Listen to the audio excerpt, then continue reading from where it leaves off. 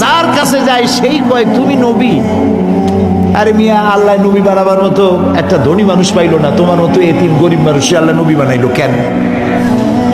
বাপ নাই, মা নাই, গরিব, তোমারে কেন আল্লাহ নবী বানাইলো? বিশ্বাস করি না, নাউজুবিল্লাহ। 3টা দিন না খাইয়া দুয়ারে দুয়ারে ঘুরেছেন।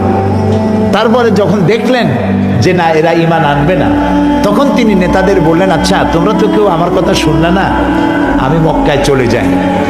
একটা অনুরোধ করি, আমি যে তায়েফে আসছিলাম এই কথাটা তোমরা মক্কায় পৌঁছায় দিও না, তাহলে ওরা আমার বিরুদ্ধে শত্রুতা আরো তীব্রতর হবে, এই কথাটা কইও না।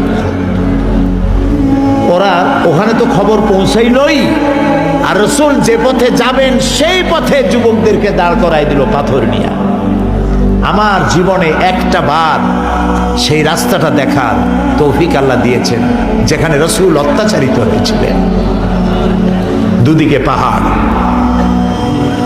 দুদিকে পাহাড়, ক্ষুধার্ত নবী, রহমতের নবী, 3 দিনের না খাওয়া। যাইদ সাথে, রাসূলুল্লাহ যাচ্ছেন, যুবকেরা পাথর মারা শুরু করে দিয়েছে। ইট গায়ে মারলে, মাটি গায়ে মারলে তার এক রকমের ব্যথা, আর পাথর মারলে ব্যথাটা কি হয়?